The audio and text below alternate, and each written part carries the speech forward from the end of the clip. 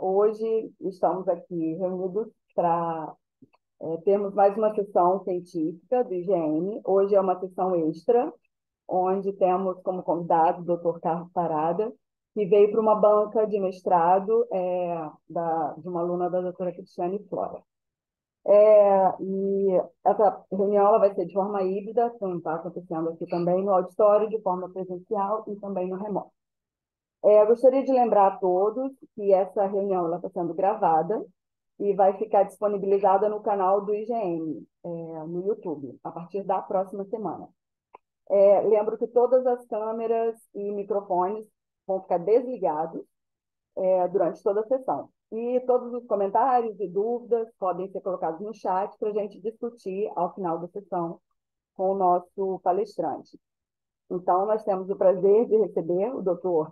Carlos Amilcar Parada.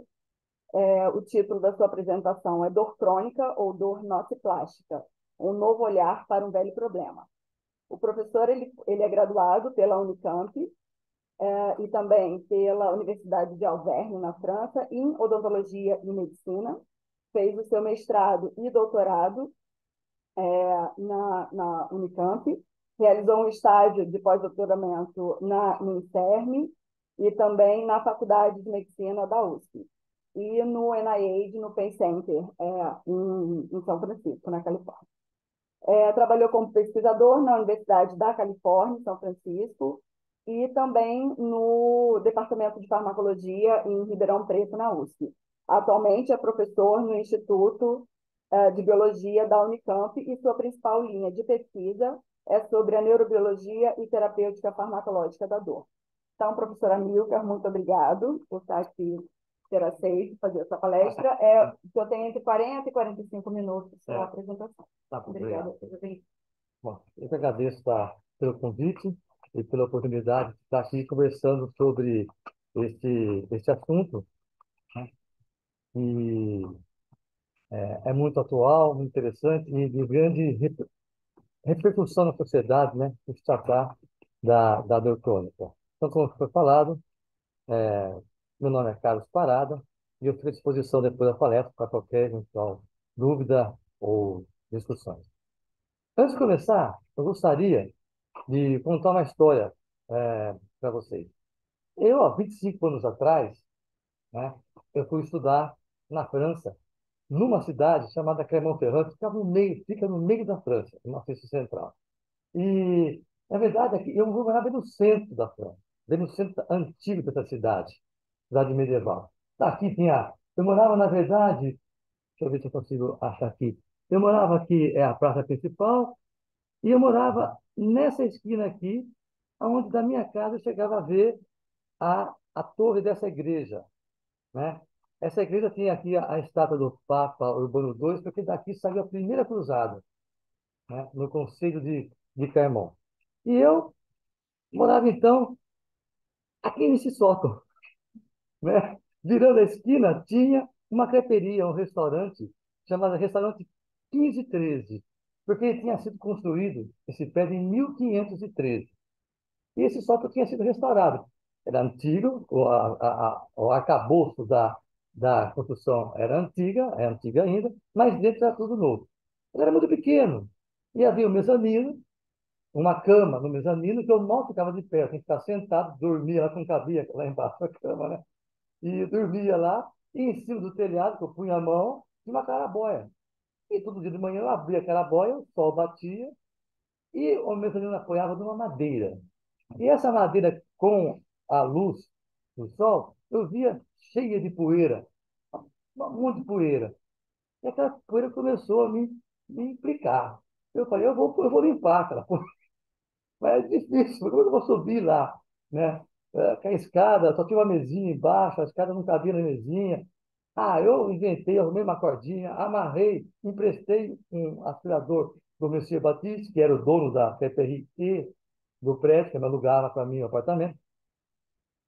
Uma cordinha, amarrei lá, subi o aspirador de pó lá por cima, né?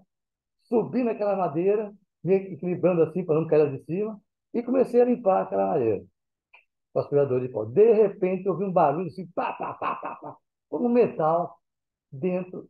Aí quebrei a porcaria do aspirador de pó, comecei a bater. Eu tenho que pagar o aspirador novo pro cara. Aí desci, fui olhar o que tinha dentro, caco de madeira, poeira, e achei dentro esses dois pregos, que datavam da época da construção do, do prédio. Do prédio super antigo. Eu guardo até hoje esse prédio para lembrar a história. No começo foi um achado, poxa, achei um prédio, que bacana, né? Mas horas depois, eu pensei diferente. Falei, olha, gente, mais importante que esse prédio, tem milhares por aí, já está no museu de achar, sei lá o quê, é o fato de, isso foi a minha interpretação, de ninguém ter limpado aquela madeira há pelo menos 500 anos. Tá? E nem depois que restauraram aquele apartamento, ninguém se preocupou em limpar aquela madeira. Não, você ouvia lá de cima, qualquer um podia ver lá de cima aquela poeira. Eles não limparam. Tá? Então, o que quer dizer com isso é que, às vezes, você tem um achado interessante, mas a interpretação daquele achado, você não consegue. Bom, para mim é lógico. Tudo indica que aquilo não foi limpado há 500 anos. Que outra coisa podia fazer? Ou limpar, largar o prego lá? Né? É o mais lógico. Mas veio da minha imaginação, uma interpretação lógica para explicar um fato que passou a ser mais interessante, com o dado de ter achado o prego. Tá? E é nesse contexto, sabe, que a gente começou a trabalhar com a dor crônica e reinterpretar os dados da dor crônica. Às vezes não é o dado que é importante, mas a imaginação de como aquele dado poderia estar sendo explicado. E tudo começou, na verdade, por um trabalho feito não há 500 anos atrás, mas já não é novo também, em 1987, por dois pesquisadores, o professor César Ferreira e o professor Jaime Olavo Marques, um da Faculdade de Medicina de Uberaba, né? E o professor César Ferreira de Ribeirão Preto, onde eu fui trabalhar, eu e a professora Cristiane, nos encontramos lá há já um bom tempo. Né? E eles queriam simplesmente demonstrar o seguinte: olha, a injeção de dipirona, o Sucesso Ferreira trabalhava com a dipirona, efeito da dipirona, local da dipirona. Né? E a dipirona tem um efeito local, porque é uma prodroga, e quando você injeta, né, o estado líquido dela, já não é mais dipirona, né? É o 3-metil-aminoaspirina, antispirina, que poderia ser usado em pacientes que reclamavam de dor crônica, em alguma região, algum membro do corpo. Eles queriam mostrar o fato da dipirona poder ser usada, né? Numa espécie de bloqueio mais duradouro do que o bloqueio anestésico. Em pacientes que têm dor crônica, aparentemente não tem um processo inflamatório. Então, não tem por que dar um bloqueio anti-inflamatório, corticoide. Não tem. Né? O bacana que me chamou a atenção, eu vou ter aqui, tá difícil de ver, porque esse trabalho é antigo, foi a interpretação que eles deram dos resultados, e eu vou transcrever essa frase aqui que está em inglês, que você não consegue enxergar, só porque você não consegue enxergar. Ele falou assim: a dipirona bloqueou o estado de hiperalgesia persistente, o qual parece resultar mais da estimulação nociceptiva frequente prévia, ele coloca assim, memória talvez, do que um processo inflamatório. Essa interpretação, pura interpretação, chamou a atenção na época do professor Sérgio, e minha também, né? E ele, com isso, desenvolveu um modelo que é exatamente o que acontece com os seres humanos. E que ninguém usa esse modelo, só a gente. Então, nós tivemos uma vantagem, usando um modelo que eu acho que tem tudo a ver com a dor crônica, pelo menos de um membro só no começo, que acontece no ser humano. Né? Então, o que ele fez? Ele, previamente, começou a administrar na patinha do rato a prostaglandina, que é um mediador inflamatório, mediador inflamatório que leva à hiperalgesia. Né? Os anti-inflamatórios impedem a expressão, né, a produção de prostaglandina e nicotox. Né? Então, dava uma injeção, ficava sensível, não dava dor. Sensibilidade só. É o que a característica da dor inflamatória. E no dia seguinte passava. E ele fez assim, repetidamente, durante vários dias, né, na tentativa de sair ficar crônico. E depois do quinto, sétimo dia, ficou crônico. Mas ele continuou mais 7 dias e percebeu que aí, então, parou a prostaglandina de vez, não tinha mais nada na pata, a pata estava intacta, e o animal, comparado com a salina, tinha uma hiperalgesia que persistia no estudo dele até 50 dias. Se imaginar que um dia é um mês no rato, é muito tempo. Tá? Ele foi até 14 dias, porque aqui, que aparentemente teria cronificado, na verdade, não cronificava. A dor não persistia, e depois de certo tempo ela voltava ao normal. Então, ele teve que aumentar um pouco essa mimetização do processo inflamatório, sem que houvesse de fato inflamação, simplesmente a prostaglandina. E nós então começamos, tá? A outra coisa que aconteceu, que interessante, igual acontecia na clínica, no estudo de humanos, ele dava dipirona, a dor desaparecia, né?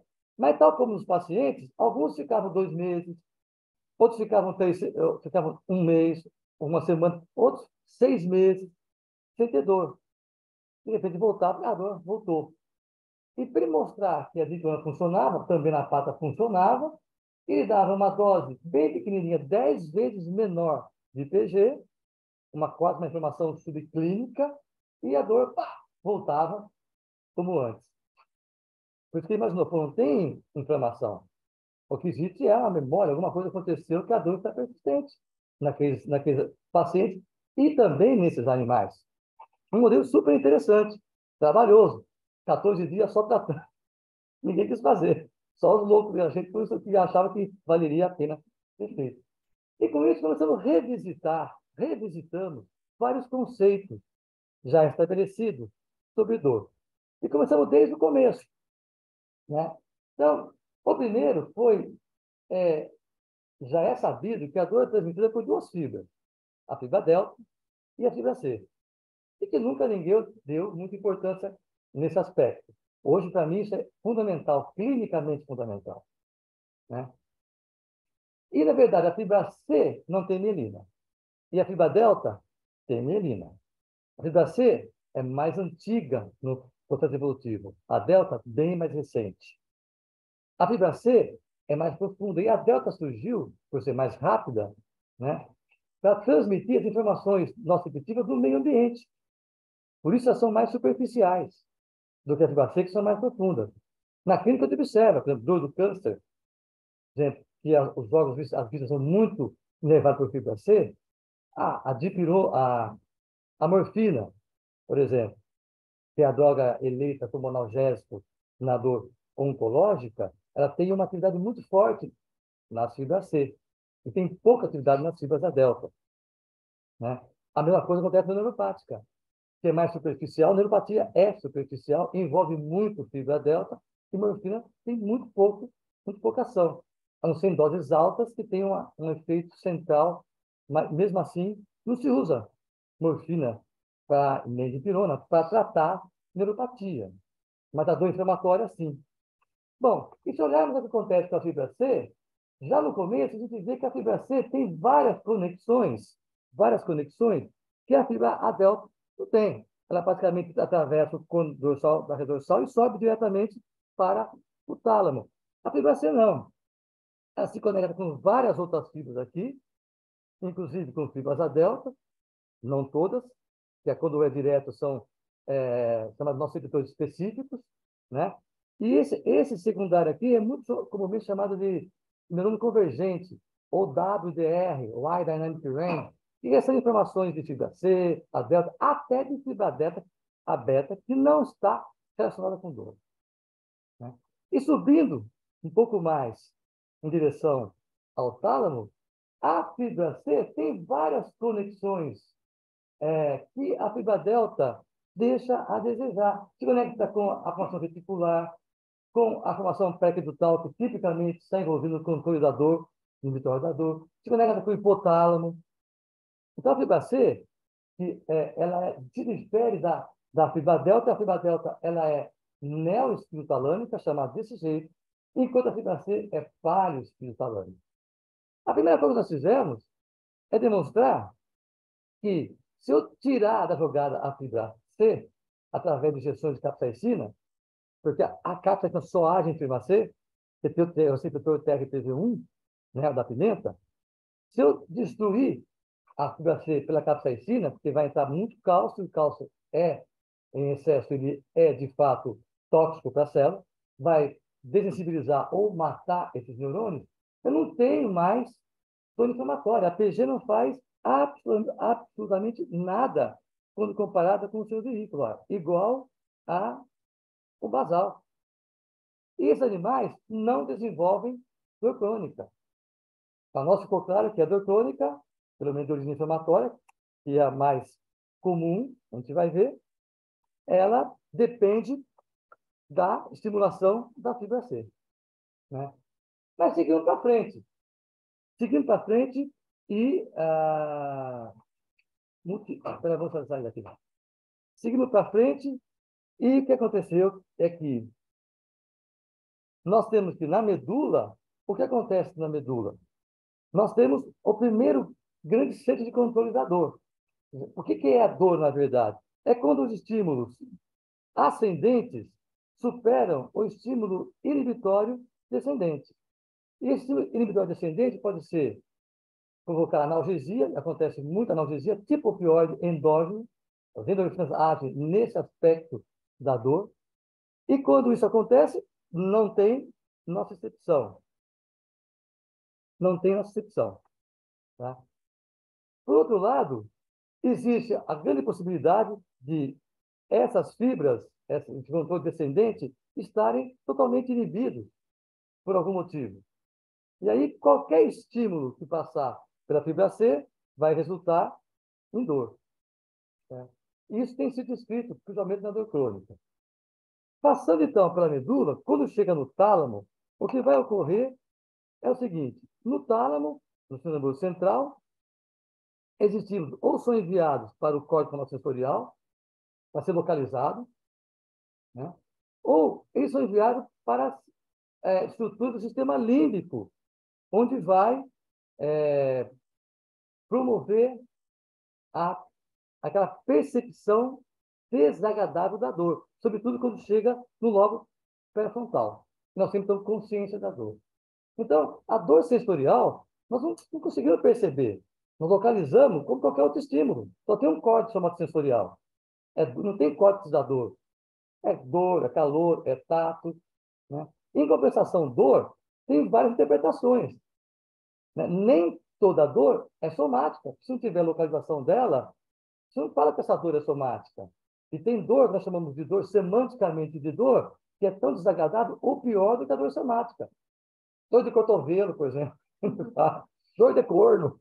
Muito comum lá no meu interior, no meu nome. Sabe? Essa dor você pode tomar analgésico que for, tudo melhora. E nós chamamos de dor também, porque é desagradável. A dor do ente querido é dor. É extremamente desagradável. Mas como não tem a localização, não tem a estimulação da via nociceptiva, nós não chamamos de dor somática. Tá? E nós passamos a perceber que esse sistema é um sistema extremamente interessante, sabe? Onde as fibras C se conectam demais, como eu mostrei. Né? E então, o que existe já descrito há muito tempo, está até em capítulo de livro, como está aqui embaixo. Eu consigo tirar essa parte aqui de baixo? Aqui, que sai, tá? Informações aqui. Sai, né? Pronto, aí. Está feito. Bom, então, como está escrito aqui embaixo, isso está em capítulo de livro. Tá? Pouco explorado, mas não é novidade. Tá? E a dor, na verdade, ela tem uma via difusa no nosso encéfalo. A dor é uma elaboração do encéfalo, já descrito. Entendeu? E nessa via difusa, nós temos, então, as vias mediais, que é o aspecto sensorial discriminativo da dor. Né? Nós temos o aspecto da valência e saliência daquele estímulo chegando, o quanto aquilo vai ser importante para nós, em última análise, para a nossa sobrevivência, do encéfalo, que é dado pela amígdala e pelos gânglios da base, que são estruturas límbicas, né? E a, a, a ínsula, né? O cíngulo anterior e o córtex frontal, o córtex pré-frontal, que vai ser responsável pelo aspecto da interpretação e do sofrimento da dor. Por isso que eu falo, aqueles questionários, né? são questionários, não conseguem discriminar. Não, é impossível o paciente não ter, ao final das contas, a interpretação e o sofrimento. O paciente fala o quanto ele sofre com a dor, e não quantos estímulos estão chegando naquela área. Ele não consegue distinguir isso. E esses aspectos descritos entre a interpretação e o sofrimento é intimamente relacionado com a valência e a saliência daquele estímulo que está chegando, que são estímulos emocionalmente competentes. Não é apenas a dor. Qualquer estímulo somático tem a sua competência emocional, entendeu? E isso, essa competência emocional dada pela valência e pela saliência, entra em contato direto com o lobo pré-frontal na sua interpretação, né? E no caso da dor, gerando sofrimento. Tá? Então, isso atualmente é chamado de rede de conectividade funcional da dor. Tá? Esse é o termo mais importante. Muito mais importante do que o nome nociplástica, entendeu? Isso é uma marca que criaram. É dor crônica, continua dor crônica. Entender como funciona a dor crônica. Entender como funciona a dor crônica não se entende por uma marca, por um nome que foi criado para achar que tudo agora é diferente, a dor é diferente. Não. É a mesma dor. Por isso que eu falo, o problema é antigo. A interpretação que tem que ser nova, não o nome. Entendeu? Bom, enfim, e a amígdala, gente, é uma órgão extremamente interessante e importante no nosso encéfalo, porque ela se conecta com o hipotálamo, no caso da dor, responsável pela expressão das emoções. Veja que nós temos muito mais emoções negativas do que positivas, porque é importante para a sobrevivência.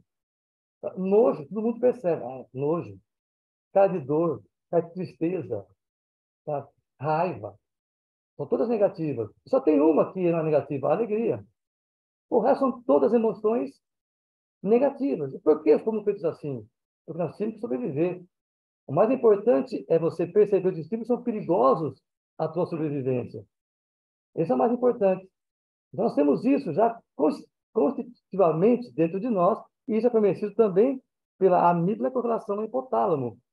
Também tem o tronco encefálico, que se conecta com a PAG, os núcleos motores, com projeções difusas da dor.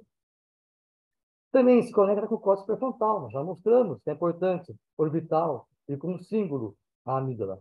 E a amígdala tem uma conexão muito forte com os núcleos accumbens, tá? Que está relacionado com a recompensa, com a motivação, mas, sobretudo, com a criação de hábitos. Criação de hábitos. Nós discutimos ontem na TED sobre o hábito, né? A importância do hábito. E o hábito são coisas tão enraizadas, tudo que é muito enraizado no nosso encéfalo, ligado à sobrevivência, é muito difícil de você reverter. O núcleo accumbens, para você ter uma ideia, é a estrutura envolvida na adição de droga, na dependência de droga. Como é difícil reverter esse processo que criou um hábito ali, né?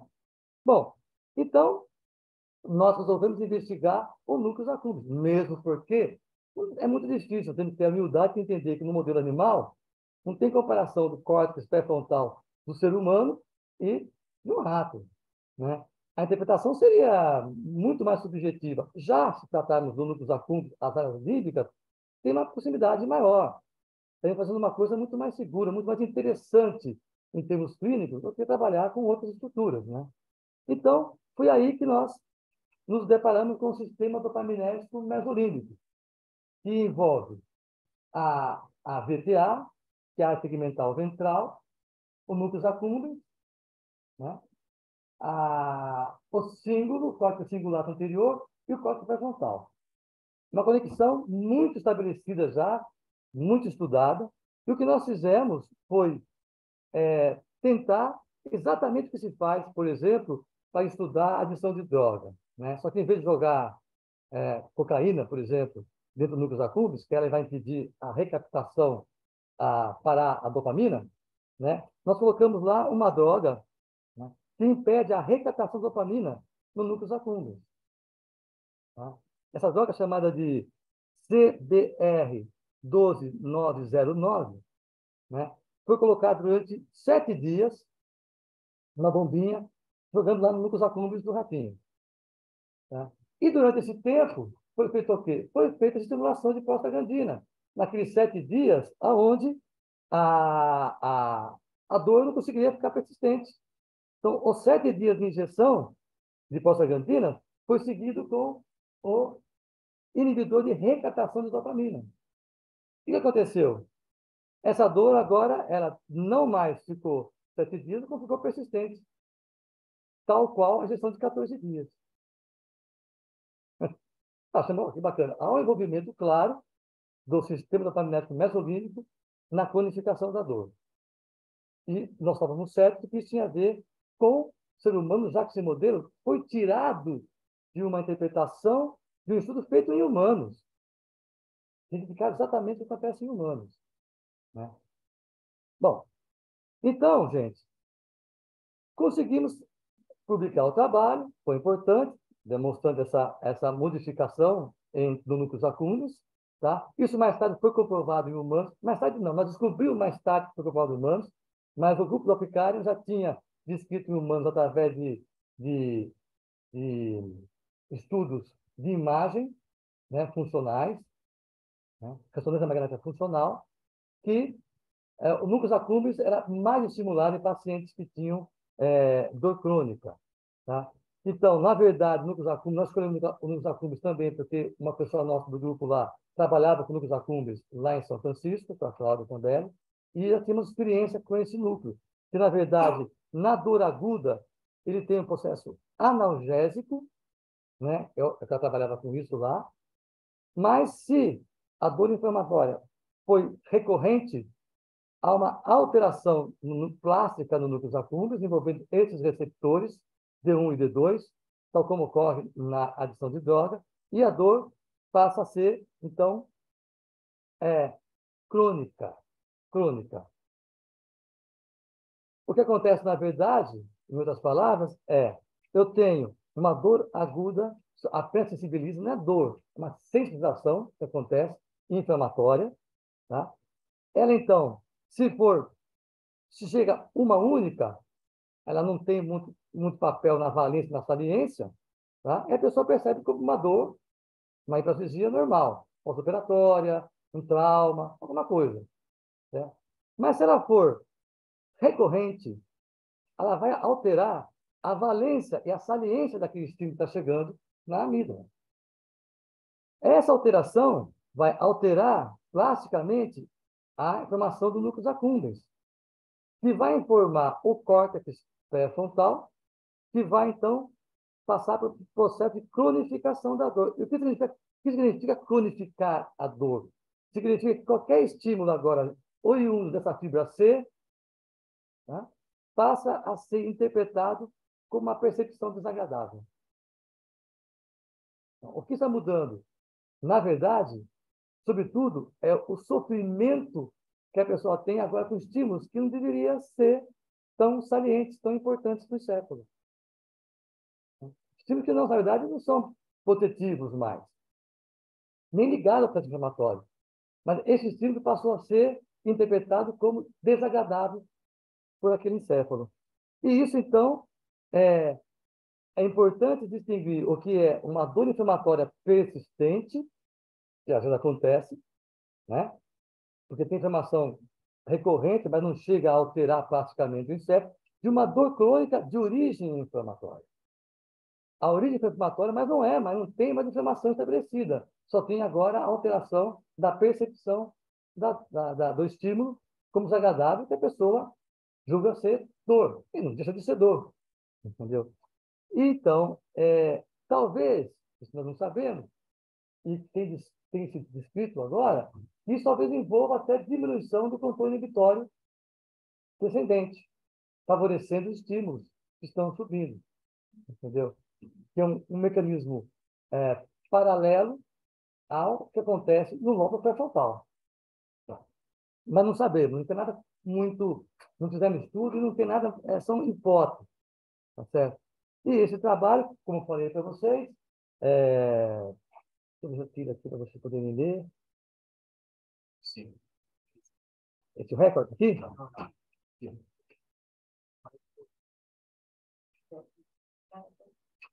Aqui? Não.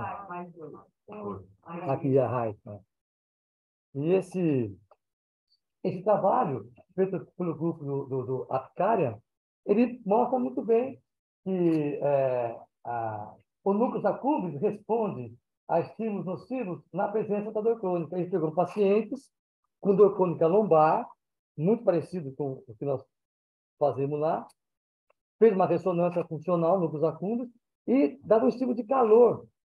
Quando dava estímulo de calor na lombar de quem tem dor crônica, o núcleos acúmulos recebia um fluxo de sanguíneo muito maior, evidente em imagem, do que as pessoas sem dor crônica, que recebiam o mesmo estímulo de calor na lombar, mostrando a participação evidente dos núcleos acúmulos na dor crônica. Uma relação forte, e para nós já estava certo disso, porque tudo vem na mesma história, entendeu? Como núcleos acúmulos, né? Nesse processo de cronificação da dor.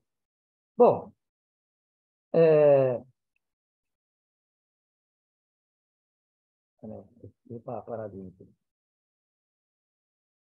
Mas nós sabemos também que o núcleos acúmulos e o sistema dopaminérgico mesolímbico, isso é muito antigo já, não é de agora. A primeira revisão é de 96. Está envolvido com estresse, depressão, ou mesmo sistema dopaminérgico mesolímbico. Então, era óbvio que a pergunta que temos que fazer é o seguinte: então, se eu tiver o estresse, eu consigo fazer a mesma coisa naqueles ratinhos? Né? Mas, gente, começamos a ver que o estresse não é igual ao outro. Tudo é estresse. Mas os mecanismos mais centrais do estresse não são tão semelhantes.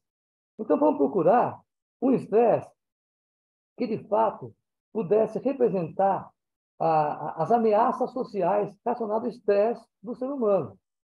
Houve uma grande modificação histórica nisso. Antigamente, as ameaças, quando o ser humano começou, foi desenvolvido de fato, né, o seu sistema nervoso se adaptou ao meio, as ameaças eram um predador, sabe? A falta de perder uma caça, entendeu? Essa era a ameaça. A ameaça atual, social, é muito grande. Tá? É um chefe que é demanding, que é mandão, é a criança que passa por bullying, é a solidão social da pessoa que não se acha. Isso tudo são fenômenos estressantes, traumas sociais que são, de fato, estressantes e crônicos. E também já se sabia que o estresse agudo leva à analgesia. O paciente que sofre um acidente, ele não tem dor na hora. Ele está em analgesia pelo estresse do acidente. Mas que o estresse crônico dá dor. Também não fomos nós que descobrimos isso. Já estava descrito. Mas nós queríamos um estresse que fosse mais compatível com o estresse social do homem.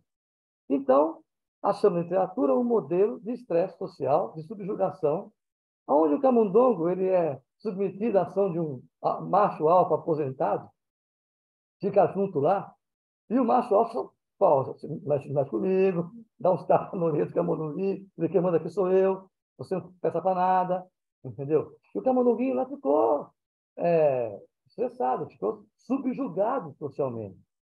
E faz isso, depois põe nesse lugarzinho aqui, e fica, são 10 minutos de contato direto, o grandão dando os tapetinhos lá e xingando ele mais fisicamente até, e depois ficava 24 horas sem contato direto, mas junto, onde tinha o cheiro, tinha tudo, e via o estressor. Ele ficava coado. E se mudava sempre o estressor para que não ficassem amigos, né? Não dava amizade aí, dava errado o experimento. E depois, isso replicava exatamente o estresse social, porque havia colocava numa caixa, numa câmara, onde o estressor é colocado aqui, nessa parte aqui, e o ratinho, isso foi estabelecido, tinha que ficar nos cantinhos quando estava com depressão. Tá? Ou se ele interagisse aqui, perto da câmara onde fica o estressor, ele era resiliente ao efeito do estresse em termos de depressão. Porque tinha isso, um modelo onde o efeito do estresse provocava ou não depressão. Então, um comportamento tipo depressivo, de esquiva social. E temos animais resilientes, que passavam por estresse, mas não ficavam deprimidos, e os suscetíveis, que além do estresse ficavam deprimidos. E a gente, então, observou que, independente da depressão, todos os ratos tinham dor. Os resilientes menos e os suscetíveis mais. Rato não, camundongo, tinham dor. né? Então, animais estressados tinham uma diminuição generalizada do limiar nociceptivo mecânico, que agora veio de cima para baixo, e não de baixo para cima. Começou no óbito pré-frontal e se dirigiu em termos do sistema magnético mesolímbico, né? Então, e observamos que havia uma diferença estrutural, aonde animais susceptíveis ou resilientes, todos tinham aumento de BDNF, que é, aqui no caso, um marcador de plasticidade cerebral. Tá? Ele chama Brain Derived Neurotrophic Factor. Tá? Todos eles tinham alteração no núcleo acúmulos e só os susceptíveis ao estresse, com, além da dor, depressão, também tinha alteração na VTA. Então, isso foi um marcador, mostrando que o Lucas Acúmulos estava, de fato, influenciado pelo estresse.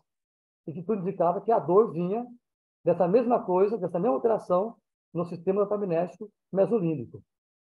Tá? Sem que houvesse agora nenhuma lesão ou estímulo periférico. Então, qual seria a interpretação? O estresse crônico agora atua no lobo pré-frontal, que é isso que acontece. Ele vai estimular o núcleo acúmulos, porque essa via ela é de duas mãos, tá? Que, por sua vez, vai aumentar a saliência dos estímulos que vão chegar na amígdala. E toda vez que houver um estímulo de fibra C, agora, ele vai ser interpretado como um estímulo desagradável. Isso, para nós, e nós estamos agora publicando um trabalho, é exatamente o que acontece no quê? O Spride tem generalizado, associado a um estresse crônico. Isso, para mim, só pode ser, nós chamamos na clínica de fibromialgia. Entendeu? E, mas você sabe o que é fibra C? Olha, uma boa pergunta, uma coisa é afirmação. Então, nós tivemos cuidado de fazer um trabalho onde não tiramos agora a fibra C com a característica, porque o aluno não quis, ele quis ser mais chique, quis fazer uma coisa mais bacana, e fizemos uma alteração gênica lá, de antissense, que impede a expressão de um canal de sódio tipicamente de fibra C, que é o NaV1.8. E quando você tira esse canal de sódio, ou a fibra C não responde porque não tem mais esse canal de sódio, o rato que passou pelo estresse não tem dor nenhuma. Mostrando que a origem vem, de fato, da fibra C. A mesma origem da dor inflamatória. Bom, então, a última pergunta que podia ficar, porque, gente, ó, 14 dias de injeção para ficar cronificado, né? Não sabia que era o centro dopaminético mesolímbico, mas 14 dias de injeção no rato são 14 meses. Se é que a gente pode manter a mesma porção dita, mais ou menos, da relação entre homem e rato. Ficar 14 meses, sabe, com uma inflamação, sem tomar o inflamatório, é muito masoquista. Será que isso explicaria, de fato, a maioria dos casos de dor lombar, por exemplo? Então, vem a pergunta, será que é meia hora fazer? Será que se tiver tudo? Não é estresse muito grande. E também não é inflamação tão intensa. Se juntar os dois, eu consigo codificar? Então, o que aconteceu? A gente fez uma dor inflamatória, mas nem tanto, não por tanto tempo, né?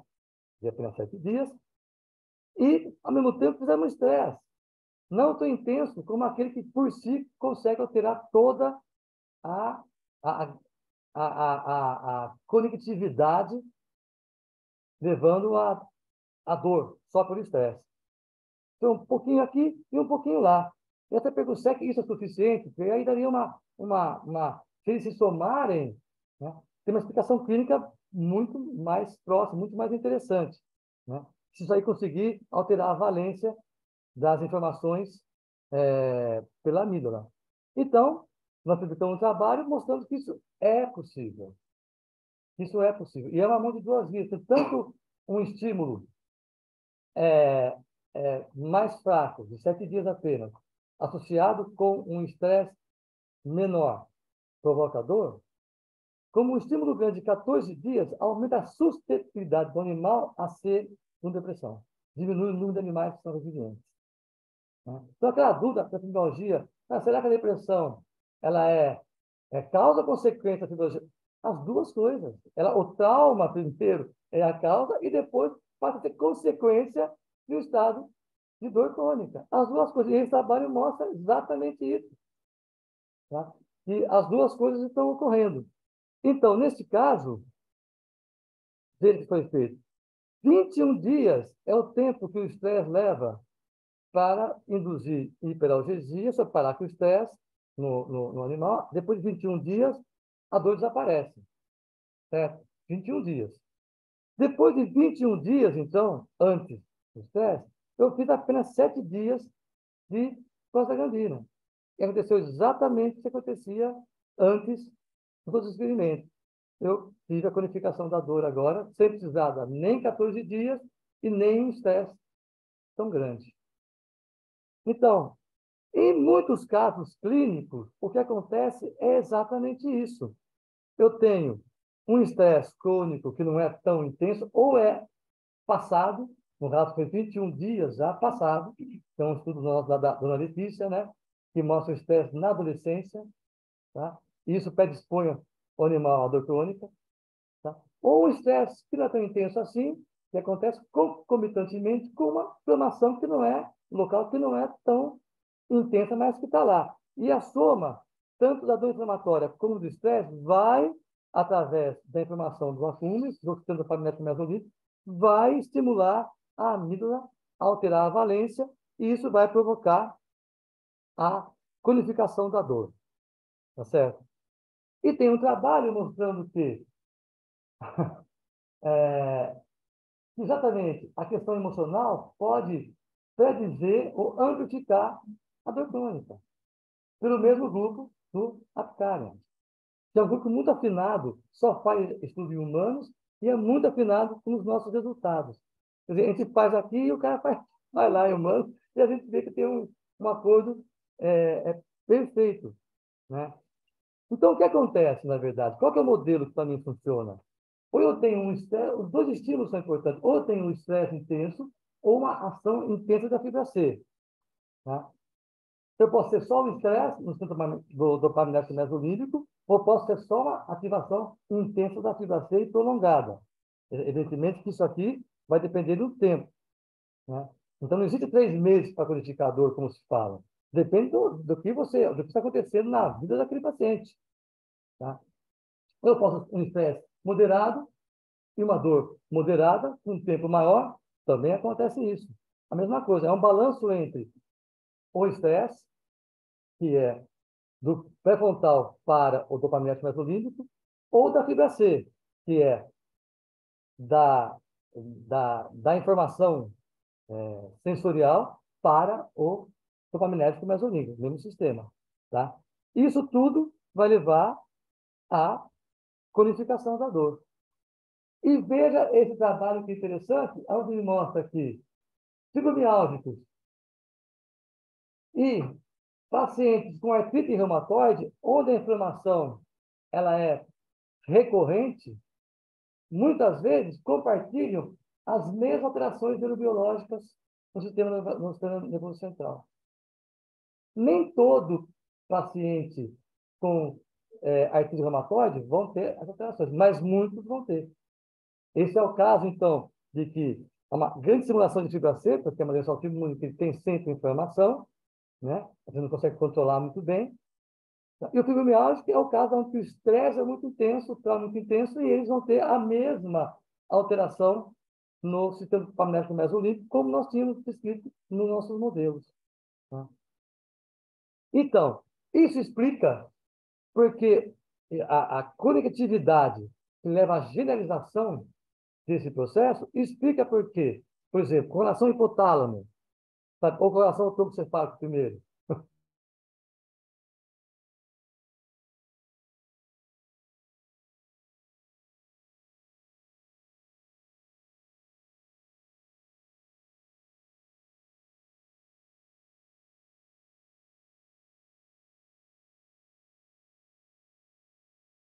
Por exemplo, esses pacientes têm aquela face de sofrimento constante, sabe? Então, aquela cara de dor, né?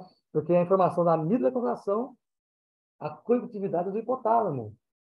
Ou com o lobo pré-frontal, que vai explicar outras características da dor crônica, principalmente do fibromialgico, que uma atenção inconsistente, não consegue focar em nada, ruminação da dor, inflexibilidade cognitiva, não aprende mais nada, não quer só fala da dor dele.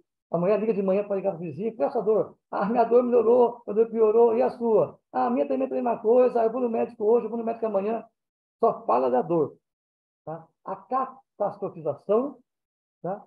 E o aspecto do grande sofrimento que aquela pessoa tem. Isso está explicado pela conectividade da amígdala com essas estruturas já descritas e, sobretudo, a relação dela com o sistema dopaminérgico mesolímbico, em especial com o núcleo accumbens, como nós acabamos demonstrando.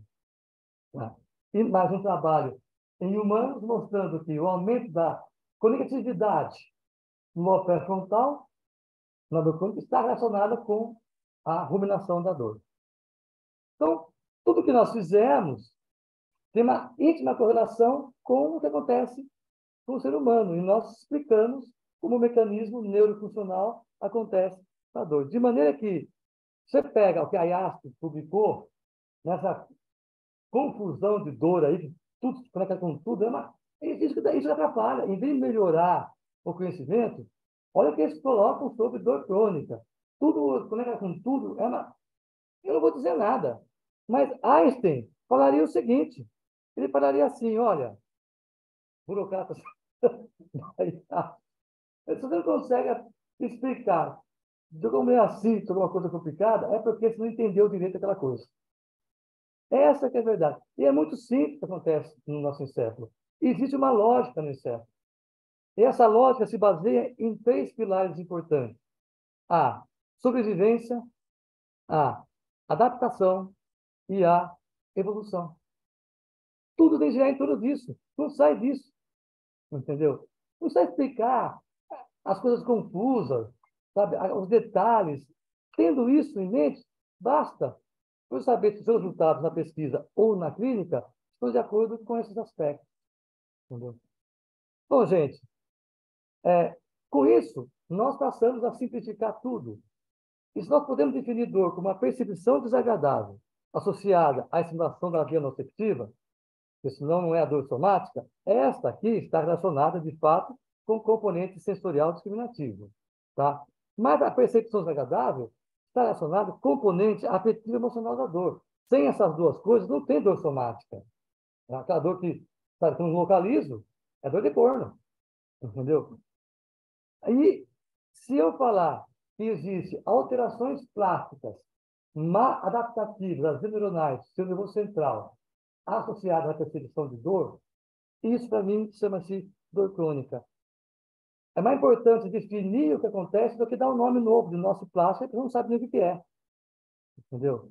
Isso para mim que é o mais importante. E o que é? Todas vêm do mesmo mecanismo, seja ela dor crônica desinflamatória, seja ela DTM muscular, com cervicalgia, seja ela a síndrome da dor lombar crônica, é tudo a mesma coisa, tudo a mesma origem. Seja ela a fibromialgia. O que difere?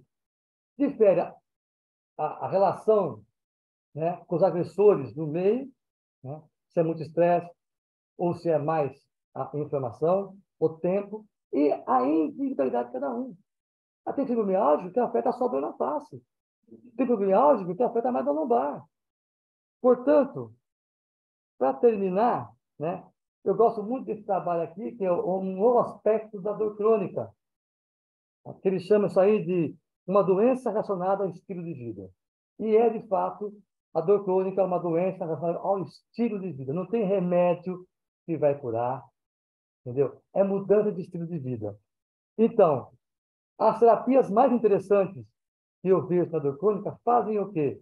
Desconectam o lobo pré-frontal do resto do sistema. Quais são essas terapias capazes de fazer isso? Atividade física moderada a intensa, meditação tipo mindfulness, hipnose, que eu fiquei fã da hipnose depois que eu não conhecia direito, eu já sabia que fazia isso, entendeu? Mas não sabia que fazia tanto isso. Hoje eu entendi muito melhor o que é hipnose. Ou o uso do canabidiol, CBD, O CBD que está no lobo pré-frontal e tem conexão de diminuir a atividade, conectividade do lobo pré-frontal com as outras áreas do cérebro. E o que o paciente que usa CBD relata? Ah, olha, eu sofro menos com a dor. Eu relato analgesia muitas vezes, mas no meu estilo está melhor a vida assim. A vida está boa, entendeu? A dor está lá, mas a vida está boa. Tá? Que é o que acontece de fato. Tudo isso faz o quê? Apenas não, é muito. Diminui a desagradabilidade da dor. Tá? Bom, voltando à metáfora do prego, gente, para terminar, eu queria falar uma coisa assim. O meu avô era marceneiro. Eu falo para Cristiano que eu adoro a Bahia. Embora eu não tenha nenhuma origem na Bahia, tem uma coisa aqui que me atrai muito. Eu acho que é essa telepatia, né? Uma coisa assim. Mas meu avô era marceneiro, veio da Itália para trabalhar na marcenaria e construir vagão de trem numa cidade como Campinas, né? Uma cidade conservadora, com um monte de problema, sabe, de ordem social. E ele falava uma coisa assim, na metáfora dele, ele falava que quando se tem só pregos, todo problema é martelo. Entendeu? Então, aquele terapeuta que gasta um dinheirão comprando um equipamento, sabe, de radiofrequência, todo o problema dele vem do problema aonde a radiofrequência vai curar. Se ele aprendeu só a fazer acupuntura alguma coisa, todo o problema do paciente, todas as pacientes vem de alguma coisa onde a acupuntura vai criar. Se dá medicamento, ele dá usado a dar tricíclico, todo o problema vem da falta de alguma coisa onde o triciclo vai curar. E não é assim. Eu acho que o que está por trás é o seguinte: não temos que tentar adaptar a dor do paciente ao nosso tratamento, mas adaptar o tratamento à dor do paciente. E os melhores tratamentos são esses que vão desconectar realmente a questão principal, que é o estresse, ou que vão desconectar o fato da desagradabilidade. Tudo chega no nosso lobo frontal. Por isso, o estilo de vida é o caminho, sabe? E eu gosto muito da frase da professora Cláudia, que fala: não basta saber que tipo de dor tem uma pessoa, mas é preciso saber que tipo de pessoa tem essa dor. É isso. Muito obrigado.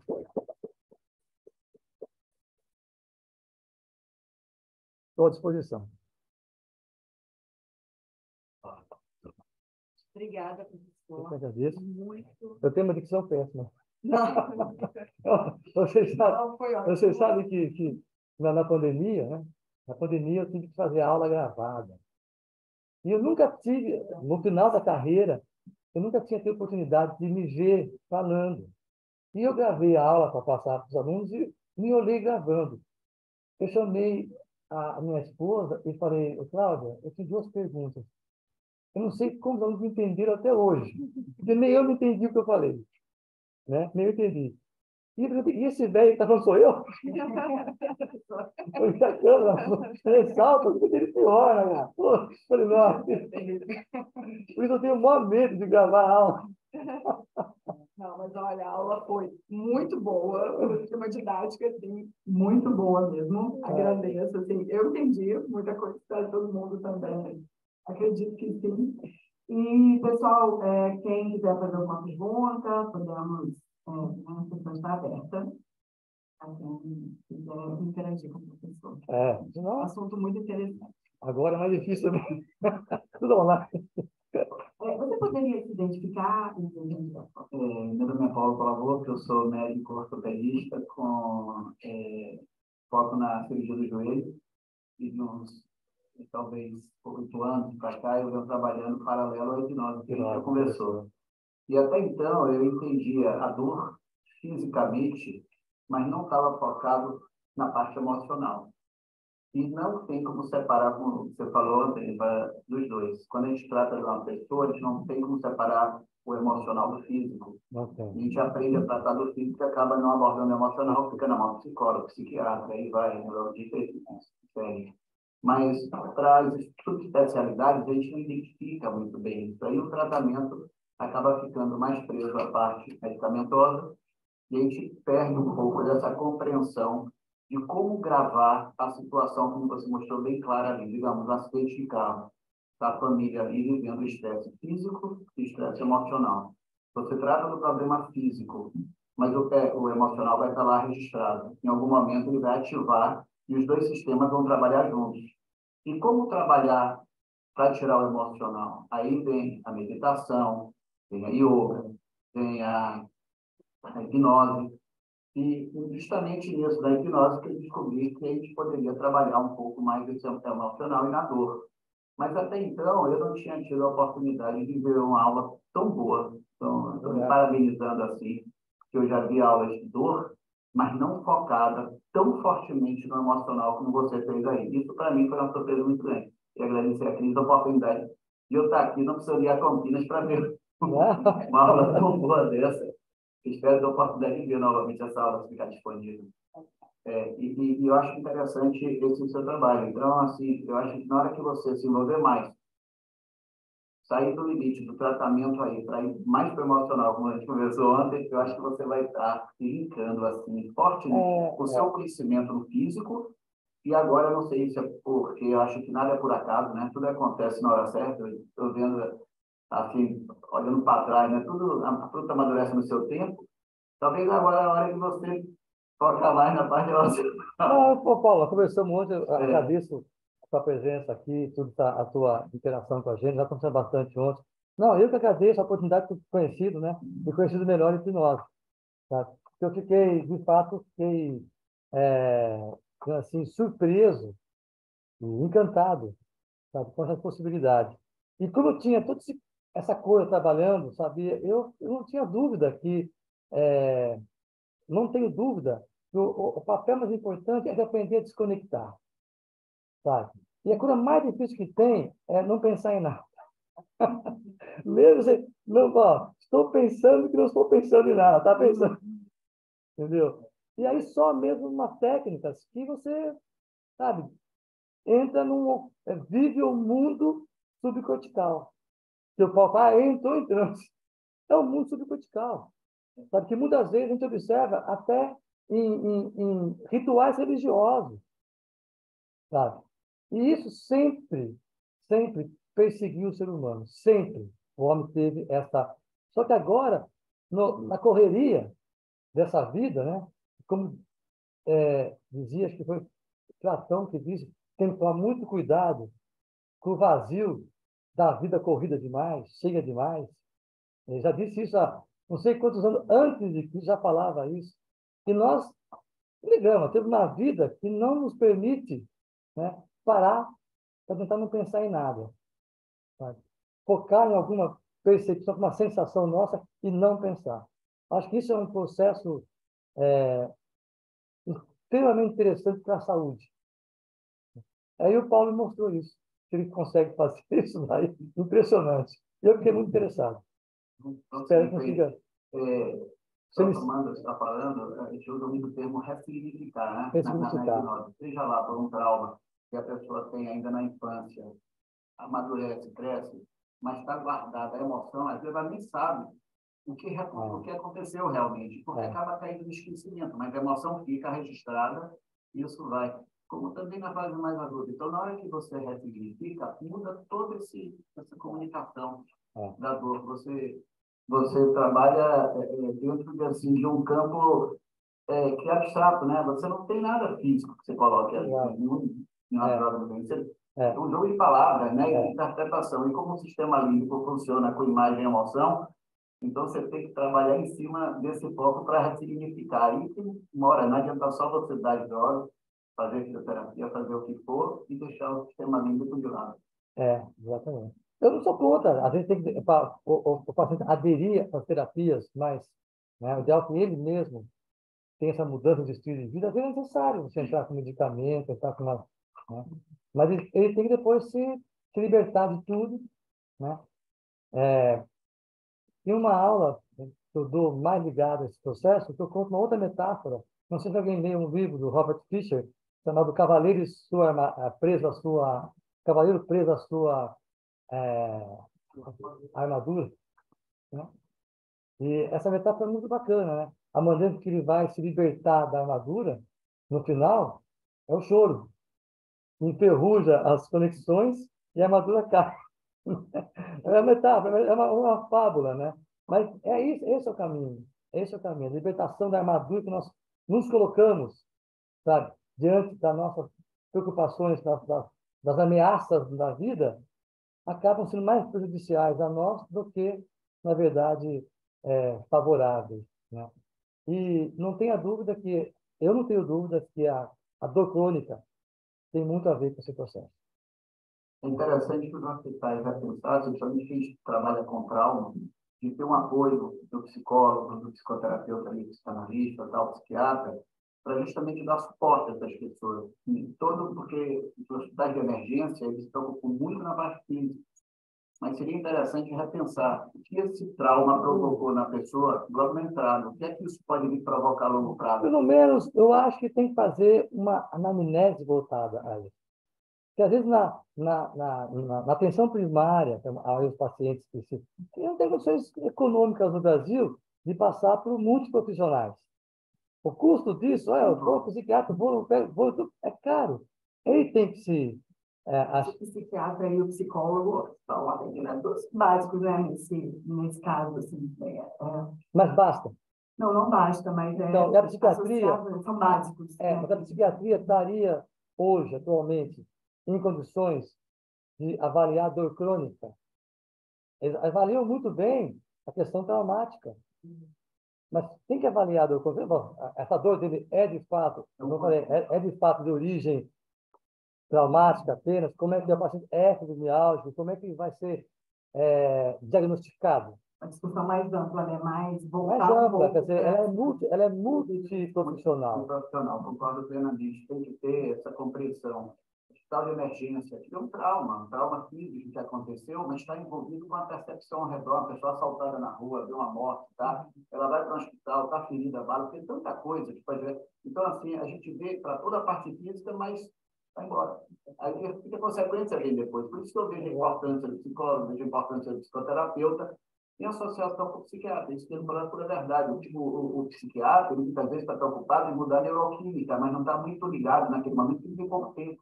Ele tem 15, 20 minutos para dar atenção, bota uma droga, altera a neuroquímica, mas calhar que ele tem esse link com o psicólogo, com o psicoterapeuta, com o psicanalista, que na hora ele vai, né?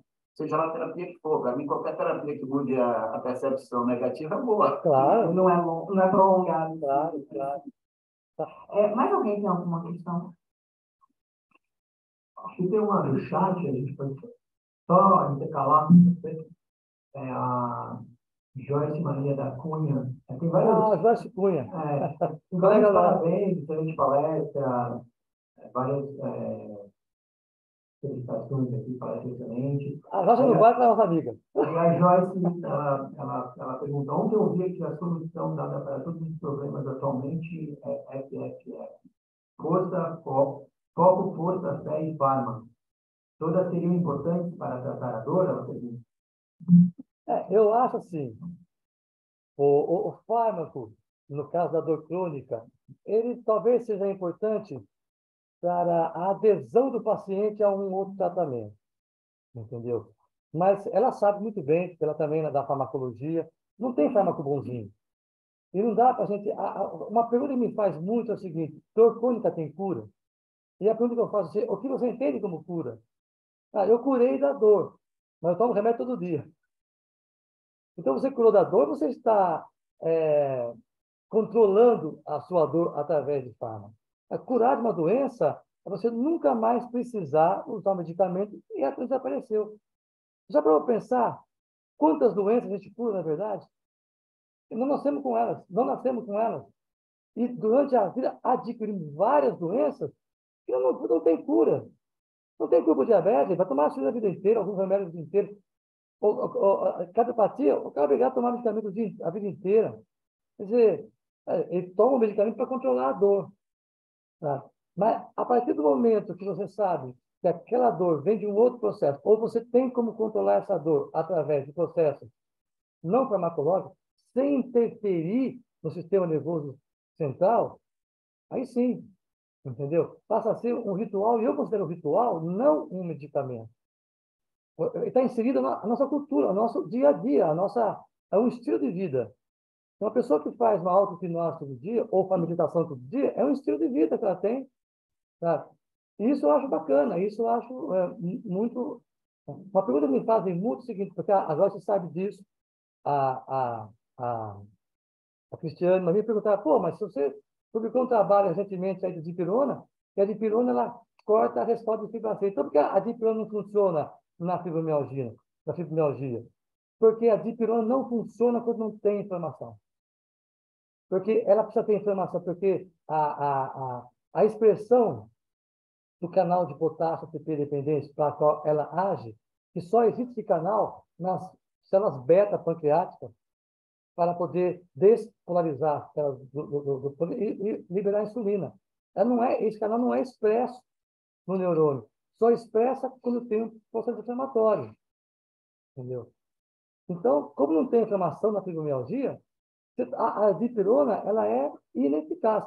Pode surgir um medicamento que bloqueie a fibra C e que ajude, num primeiro momento, a tirar essa percepção de spread pain e o cara se sentir um pouco melhor? Sim, pode ser que exista. E esse é um caminho, não tem até agora.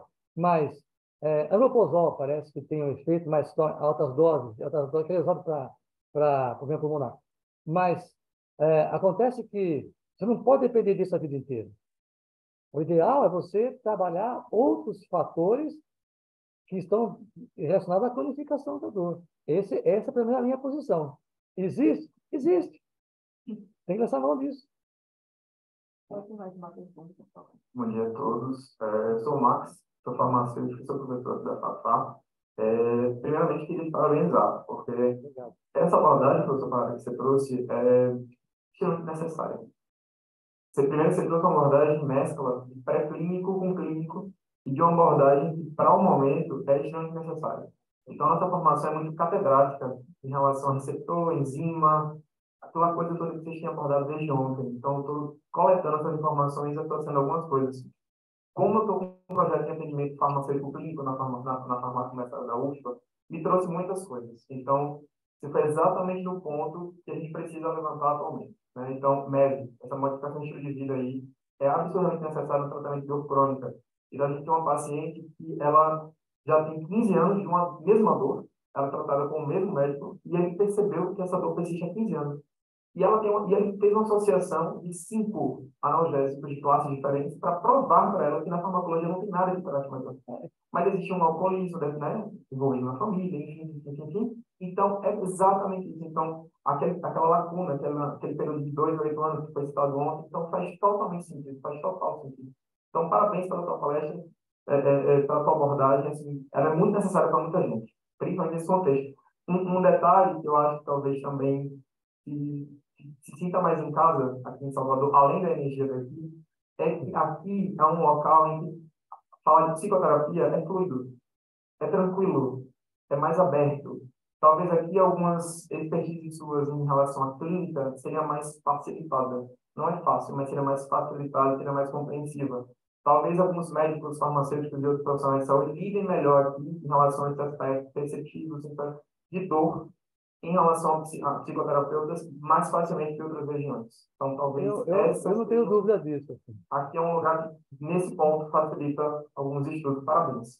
Obrigado.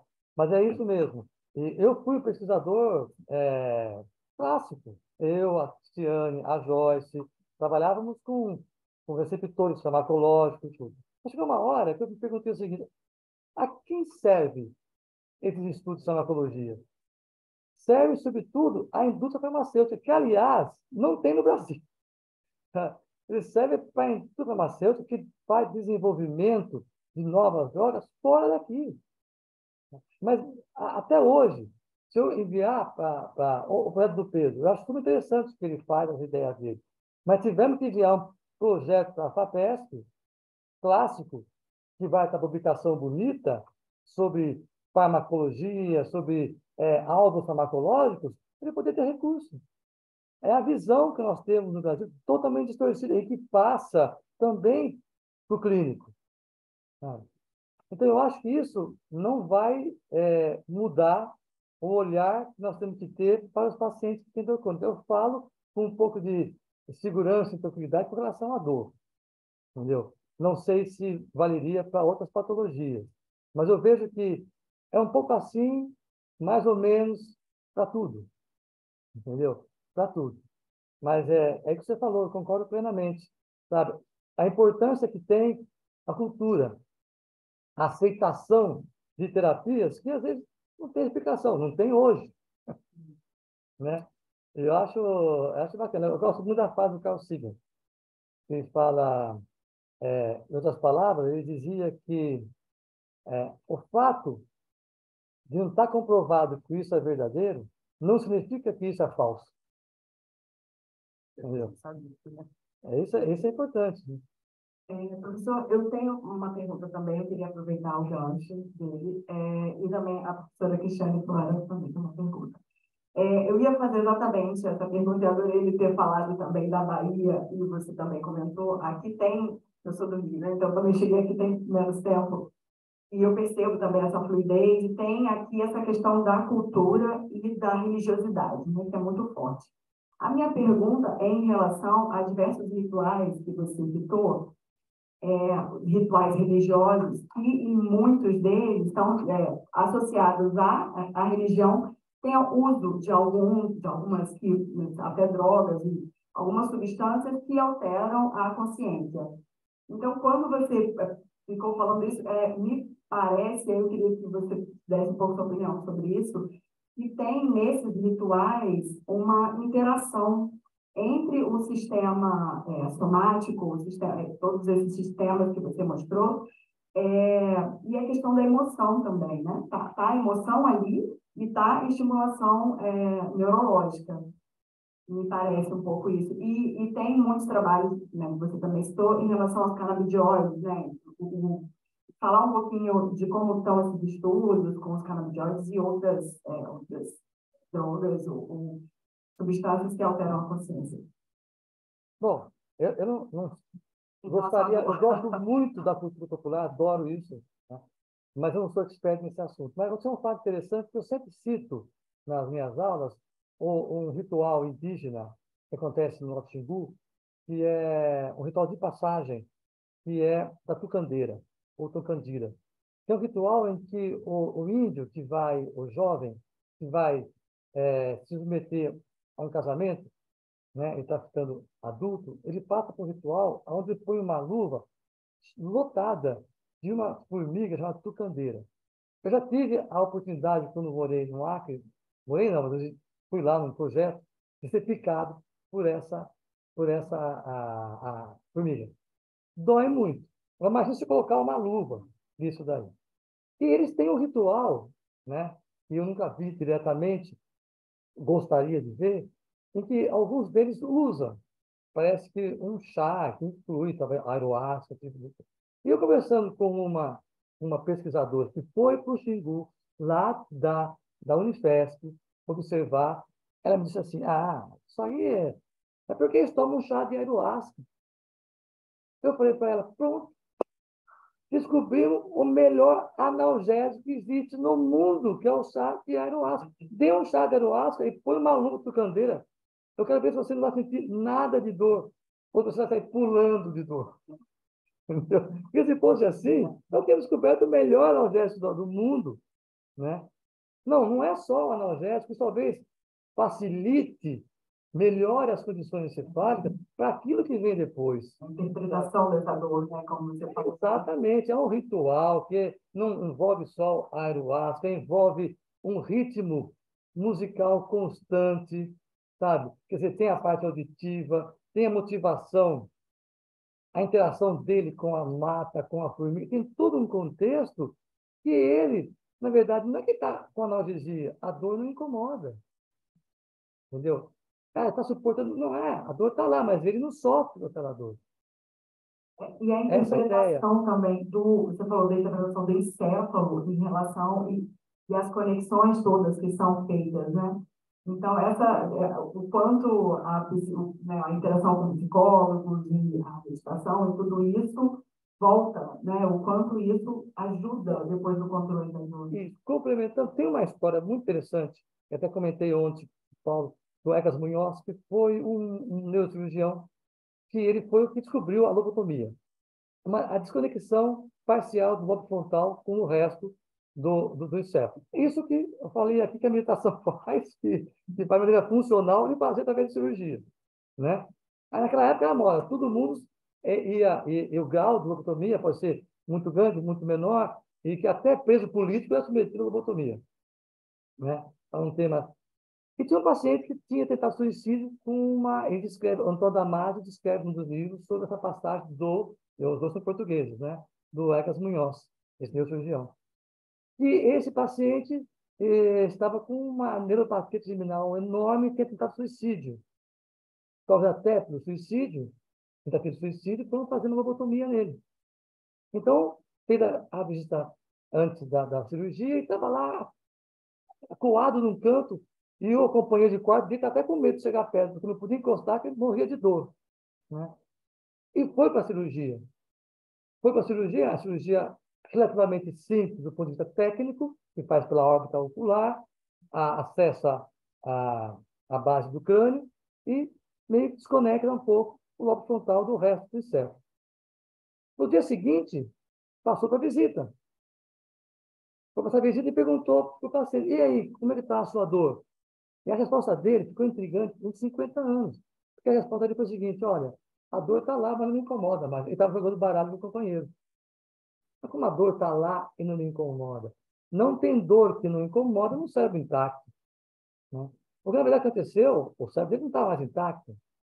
E o que ele perdeu foi o sofrimento que tinha que a dor, a interpretação negativa daquele estímulo sensorial que estava chegando. Ele perdeu aquilo, que é o que faz, muitas vezes, o CBD, você perguntou dos canabinoides, né? Então, o paciente com canabinoide, comumente ele relata o seguinte: olha, eu não sei se a dor passou, mas eu estou melhor.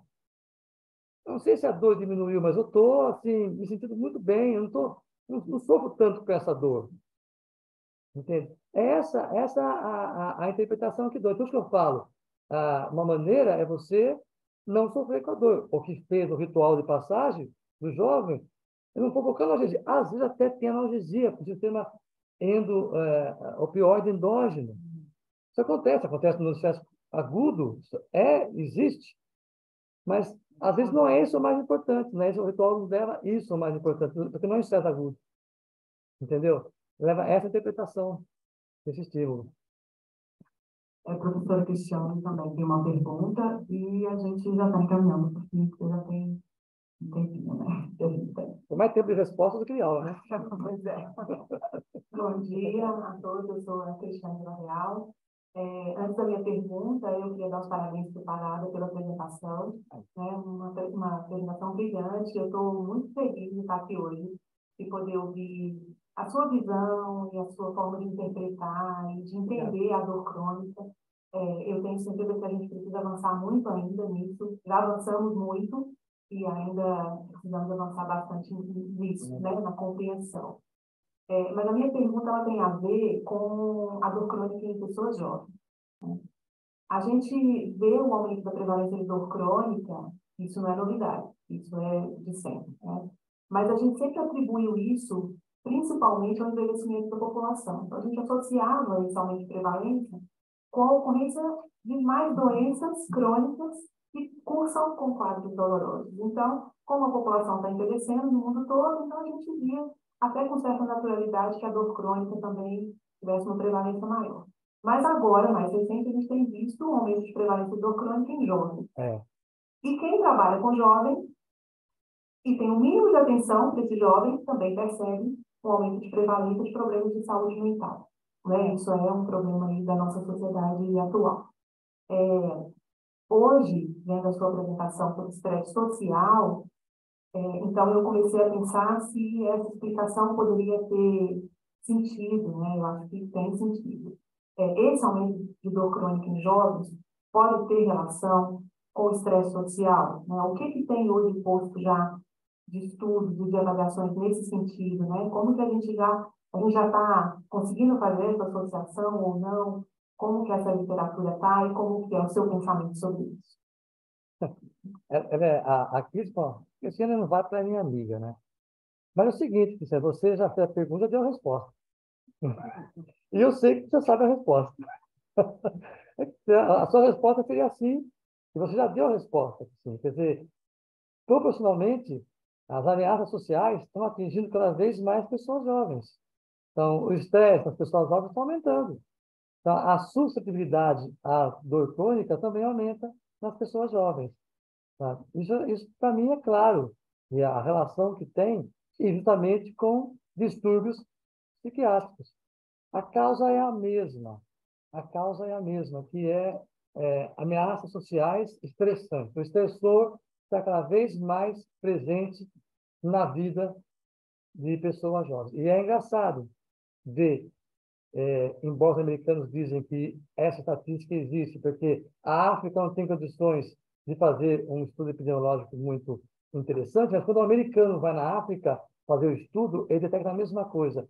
E entre os continentes, os países com incidência de dor crônica, a África é que menos tem. E os países desenvolvidos são os que mais têm. E o Brasil é um dos que não é nem desenvolvido e tem muito, é o país mais estressante que pode.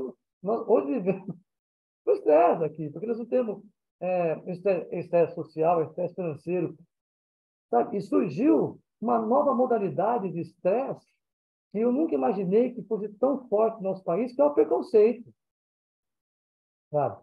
Que é o preconceito. Isso é uma coisa que entristece muito, né? Porque nós devíamos ser o exemplo ao contrário ao mundo. Mas não, estamos revelando uma sociedade preconceituosa, em vários aspectos. Então, não é de estranhar o alto índice de fibromialgia no Brasil, dor crônica no Brasil. Entendeu? Então, eu acho que tem tudo a ver. Você deu a resposta da sua pergunta, né? E isso reforça Essa a importância de uma discussão mais ampla com o psiquiatra, psicólogo, terapeuta e a medicina alopática, porque separar tudo isso não funciona, já está vendo isso. E a doença em jovens, a formação mental dos jovens hoje está muito complicada. A mídia tem colaborado bastante, celular, informação, televisão, então isso está fazendo muita confusão mental. E outra, a própria necessidade de você sobreviver faz com que os pais tenham pouca presença na formação mental do filho. Isso é uma coisa importante também, que tem que ser repensado.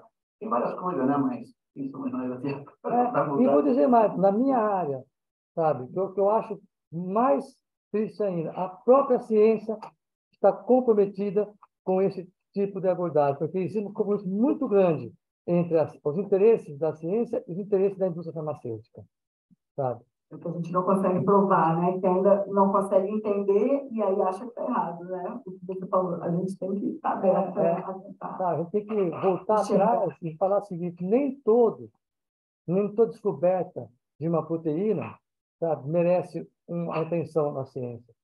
O Sérgio Ferreira faz uma coisa que eu nunca esqueci, e tem a ver com essa história toda, sabe? É a seguinte: publicar dados é fácil. O difícil é publicar novos conceitos. E às vezes você tem novos conceitos de dados dos outros, nem precisa ser seu ainda. Entendeu? Porque precisa a ciência dar olhar, dar vazão a isso, falar, isso é importante, é um conceito novo, tem que ser difundido. Não esse, qualquer conceito novo. Independente de uma técnica sofisticada para mostrar alguma coisa antiga. Sabe? Acho que vale a técnica. Para tudo. Então, professor, muito obrigada. A palestra foi realmente brilhante. E obrigada, plateia, e ao pessoal que está acompanhando online também. Bom Eu dia para agradeço. todo mundo.